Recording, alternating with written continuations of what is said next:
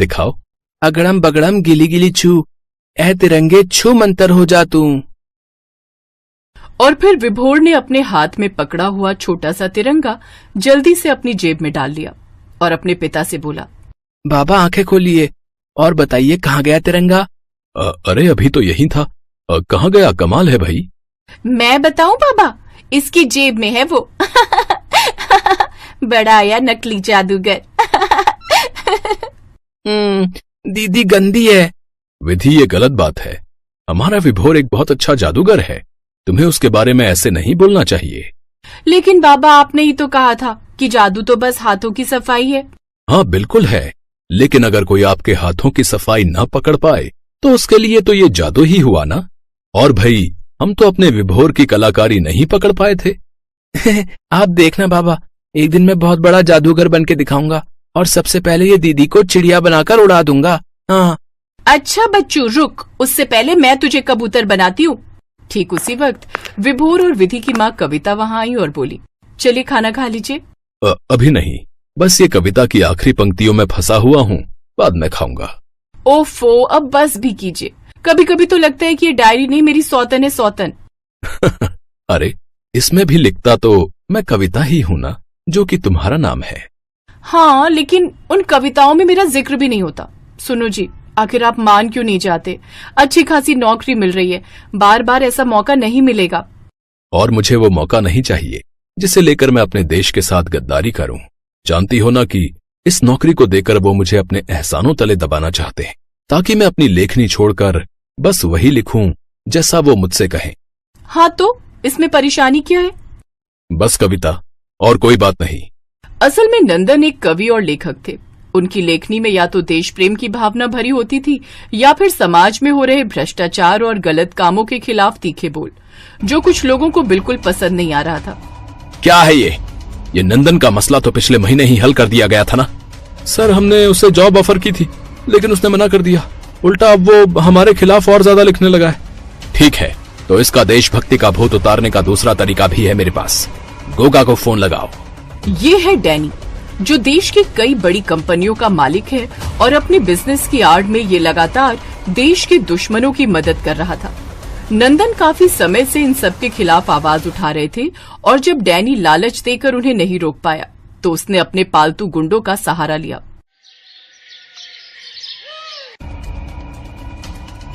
हाँ भाई, आखिरी मौका दे रहा हूँ, बोल, झुकेगा या पूरे कुनबे के साथ मरेगा? मौत से डर जाऊं ऐसी नहीं फितरत मेरी, और तुझ जैसे टट्टू के आगे झुक जाए इतनी कमजोर तो कलम भी नहीं मेरी। ओहो, वाह वाह वाह भाई, राइमिंग तो तेरी जबरदस्त है, लेकिन क्या करें, अब टाइमिंग ना है तेरे पास। इतना कहकर उस गुंडे गोगा ने पहले कविता को गोली मारी और फिर नंदन को। अब बारी थी विभोर और विधि की, लेकिन उससे पहले ही विधि ने विभोर से कहा, विभू तू भाग जा यहाँ से। दीदी, लेकिन आप। आंखों में आंसू लिए मासूम विभोर पलटा और वहाँ से जाते हुए उसे एक कोने में पड़ी अपने पिता की डायरी दिखाई दी, जिसे उसने उठा लिया और अगले ही पल वहाँ से गायब हो गया। आखिर प्रॉब्लम कहाँ आ रही है कैप्टन? हम आतंकवादियों को आइडेंटिफाई कर चुके हैं, उनकी लोकेशन भी ट्रेस कर सकते हैं, तो फिर उनको पकड़ क्यों नहीं पा रहे? सर, क्योंकि उनकी लोकेशन स्टेबल नहीं है और कई बार तो अचानक ही लोकेशन गायब हो जाती है। हमें डर है कि ये एक ट्रैप भी हो सकता है। तो क्या हम इस मिशन को फेल समझ लें? नहीं सर, अब बस एक ही पॉसिबिलिटी है, अगर हमारा कोई एजेंट उनके बीच जाकर यह मिशन पूरा कर दे। ये बहुत रिस्की है। क्या कोई नाम है तुम्हारे पास? जी सर, बिल्कुल है, एजेंट विभोर सर। विभोर अब इंडिया की सीक्रेट एजेंसी का सीक्रेट एजेंट था। हालांकि वो आम लोगों के लिए सिर्फ एक पेशेवर जादूगर था। एजेंसी की तरफ से विभोर को पूरा मिशन समझाया गया और फिर, विभोर, तुम वहां बिल्कुल अकेले और निहत्थे होगे। अगर पकड़े गए तो हम तुम्हें पहचानने से भी इनकार कर देंगे। सर, ये सब सोचना होता तो मैं यहाँ खड़ा नहीं होता। विभोर को तय वक्त पर सही लोकेशन पर पहुंचा दिया गया, जो देश से बाहर की थी। विदेशी जमीन पर विभोर सबके लिए एक मामूली जादूगर था, लेकिन उसकी नजरें किसी को ढूंढ रही थी। तो आज जाकर मिलाए तू, बस ये तुम दोनों का आखिरी वक्त है। डैनी और गोगा ही वो आतंकवादी थे जिन्हें मारने के लिए विभोर को भेजा गया था। विभोर उनकी तरफ बढ़ ही रहा था कि तभी उसकी नजर डैनी के बगल में खड़ी एक लड़की पर पड़ी, जिसके गले में ठीक वैसा ही लॉकेट था जैसा कि उसकी बहन विधि पहना करती थी। ये देखकर विभोर के कदम रुक गए और फिर कुछ देर बाद विभोर ने अपने मैजिक शो में हिस्सा लेने के लिए उसी लड़की को स्टेज पर बुलाया। हाँ तो मैडम, अगर हम दोनों कुछ देर के लिए यहाँ से गायब हो जाएं, तो कोई प्रॉब्लम तो नहीं है ना? No problem. विभोर ने अपनी किताब से कुछ मंत्र पढ़े और अगले ही पल धुएं के गुबार के साथ वो दोनों वहाँ से गायब हो गए। दीदी, मैं विभोर। क्या ये आप ही हो दीदी? विभू, तू आ गया मेरे भाई। आप यहाँ इस डैनी के साथ क्या कर रही हो दीदी? मैं तो तब से इसके साथ हूँ जब से इसके आदमी ने माँ बापा को मारा था। वो गोगा ही मुझे इसके पास लेकर आया। मैं भी चुपचाप इसकी गैंग में शामिल हो गई, उस मौके के इंतजार में जब मैं इसे मौत के घाट उतार सकूं। तो वो मौका आ गया है दीदी। अब आप सब कुछ मुझ पर छोड़ दो और मेरा इशारा मिलते ही स्टेज के पीछे चली जाना। अगले ही पल विभोर और विधि वापस स्टेज पर थे। डैनी और गोगा सामने खड़े थे और फिर तो दोस्तों, अब वक्त आ गया है फाइनल शोडाउन का। अब यहाँ वो होगा जो किसी ने कभी सोचा नहीं होगा। और यही विधि के लिए इशारा था। वो फौरन स्टेज के पीछे जाकर खड़ी हो गई और फिर विभोर ने उस डायरी से एक कागज फाड़ा। फिर कुछ मंत्र पढ़ते हुए उस कागज को हवा में लहराने लगा। देखते ही देखते वो कागज बड़ा होता गया और तिरंगे में बदल गया। ये जादू देखकर वहाँ सभी तालियां बजाने लगे, सिवाय डैनी और गोगा के। ये क्या कर रहा है? ये इंडियन फ्लैग क्यों लहरा रहा है? कुछ गड़बड़ है। जाओ, जाकर पकड़ो इसे। इससे पहले कि गोगा विभोर तक पहुंचता, विभोर के हाथों से लहराता तिरंगा उस तक पहुंच गया और गोगा से लिपट गया। चंद पलों में ही सांस रुकने से गोगा की मौत हो गई और अब बारी थी डैनी की। कौन हो तुम? वही जिसकी रगों में उस देशभक्त पिता का खून है, जिसे तूने मरवा तो दिया लेकिन झुका नहीं सका। पहचानता है इस डायरी को? इसके पन्नों में आज भी उस कलम की स्याही है जिसे तुम मिटा देना चाहता था, और आज यही स्याही तुझे मिटा देगी। ये कहकर विभोर ने उस डायरी के सारे पन्ने फाड़कर हवा में उड़ा दिए। फिर वो सभी कागज बड़े और मजबूत तिरंगों में बदल गए और सभी ने डैनी को चारों तरफ से घेर लिया। डैनी काफी देर तक कोशिश करता रहा, लेकिन उन तिरंगों की कैद से आजाद नहीं हो पाया और आखिरकार विभोर के एक इशारे पर उनमें से एक तिरंगा डैनी के गले से लिपटकर उसकी मौत की वजह बन गया। डैनी के मरते ही विधि दौड़कर विभोर के पास आई। तू तो सच में बड़ा जादूगर बन गया Vibhu. I am proud of you.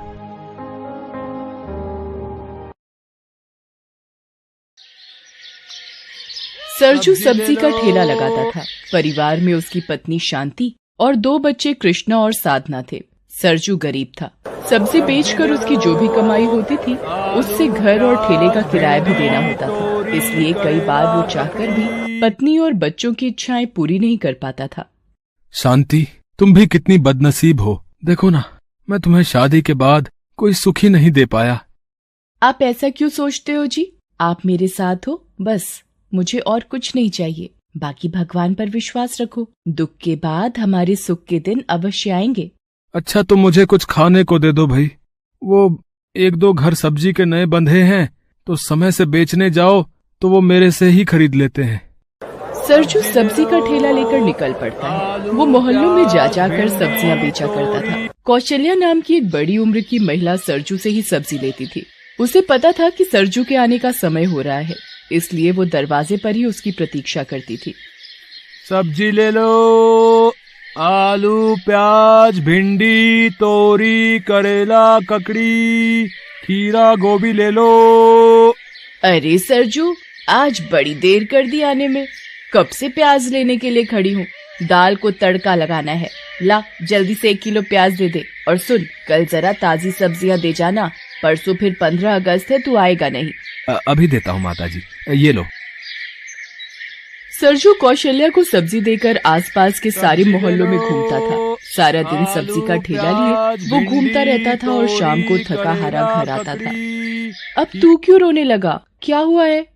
माँ, मेरी पूरी पतंग फट गई। चिपकाया तो उड़ी नहीं रही है। मुझे 15 अगस्त पर नई चरखी और पतंग दिलवाओगी ना? कृष्णा, अभी तेरे पापा आ गए हैं। वो हाथ मुंह धो रहे हैं। उनके सामने पतंग और चरखी की कोई बात मत करना। वैसे भी वो पूरे दिन के थके हुए आते हैं। अब रोना बंद करो। सरजू खाना खाने बैठ जाता है। क्या हुआ कृष्णा, रो क्यों रहा है बेटा? नई पतंगे और मांझी की नई चरखी मांग रहा है। मोहल्ले के दोस्तों को देख लिया, उनके पास खूब सारी पतंगे और नई चरखी हैं, तो इसे भी वही चाहिए। कोई बात नहीं, कल मैं अपने बच्चों के लिए नई पतंगे और चरखी लेता आऊंगा, ठीक है? फिर हम परसों पूरा दिन पतंग उड़ाएंगे, ठीक है ना बेटा? अरे सरजू कहाँ है? आइए आइए लालचंद जी, मैं कल सुबह ही आपके पास आने वाला था। मुझे सब पता है तेरे बहाने। कल की कल करते हुए आज 10-15 दिन बीत गए। ला निकाल मेरे 5,000 रुपए, 2 महीने का ठेले का किराया, वरना ठेला वापस ले जाता हूँ। हाँ रुकिए लालचंद जी, 5 तो पूरे नहीं हो पाएंगे। ये 3,000 रुपए अभी हैं मेरे पास, ये रख लीजिए। मैं आपको अगले हफ्ते बाकी के पैसे दे दूंगा। नहीं भाई, पूरे पैसे दे जाना और ठेला किराए पर वापस ले जाना। हरिया, ए मंगल, ठेला उठाओ चलो। लालचंद जी, नई सब्जियों के पैसे दे आया हूँ, सुबह उठानी है, कैसे बेचने ले जाऊंगा? ऐसा मत करो लालचंद जी। बाकी के 2,000 दे दियो, फिर ले लियो ठेला दोबारा। हाँ चल। लालचंद अपना ठेला और 3,000 रुपए लेकर चला जाता है। सरजू दुखी और परेशान हो जाता है। उसका रोजगार का साधन ठेला लालचंद ले गया था। अब वो कैसे सब्जियां बेचेगा, यही चिंता उसे खाई जा रही थी। अगले दिन। अरे शांति, ये टोकरा कैसा, कहाँ से लाई हो? अरे वो एक बार तुम पिछले साल आम और खरबूजे इसमें लेकर आए थे, तो ये टोकरा मैंने संभाल कर रख दिया था। आज आप थोड़ी थोड़ी सब्जियां इसमें ले जाकर बेचाओ। कोई बात नहीं, थोड़ी ही सही, बिकेंगी, पर खराब तो नहीं होंगी।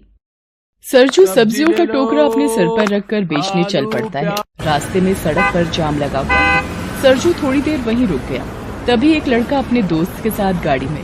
अरे यार, ये कितना जाम लगा हुआ है यार। ये झंडा ले लो भैया, 5 रुपए का है, ले लो ना भैया। अरे यार क्या मुसीबत है यार, ये ले 5 रुपए पकड़। भैया ये झंडा तो ले लो। बच्चा झंडा देकर आगे चला जाता है। वो लड़का झंडे को जमीन पर फेंक देता है। तभी सरजू ये सब देख लेता है। वो लड़के की गाड़ी के पास आता है। भैया जी, ये हमारे देश, हमारे भारत का झंडा है।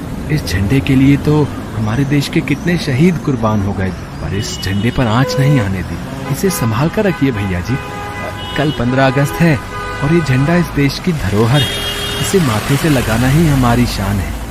दूसरा बैठा हुआ लड़का सरजू से झंडा ले लेता है। जाम खुल जाता है। उनकी गाड़ी आगे बढ़ जाती है। सरजू भी सब्जी बेचने चल पड़ता है। मोहल्ले में पहुंचकर उसे याद आता है, अरे आज तो माताजी ने जरूरी सब्जियां लाने के लिए बोला था। जल्दी जाता हूँ, आज माताजी नजर नहीं आ रही।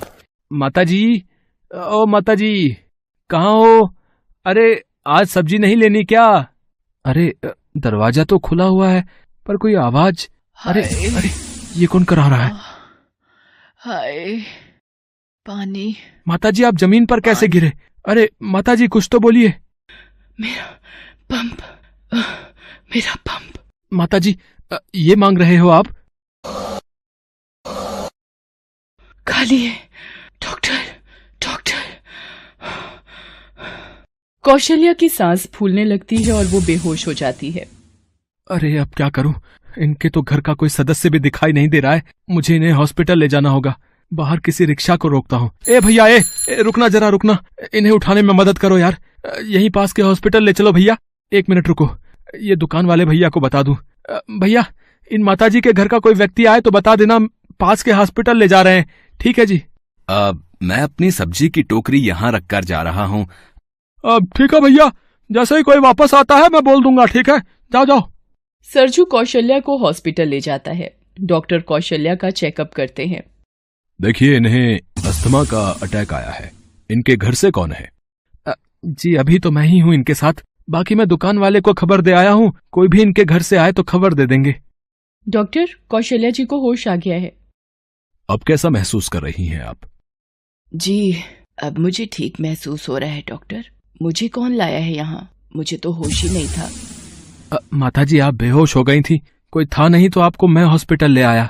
सिस्टर, मेरी माँ कौशल्या जी यहाँ एडमिट हुई हैं। आप बता सकते हैं कौन सा वार्ड है? जी वो सामने से राइट जाकर रूम है। माँ आप?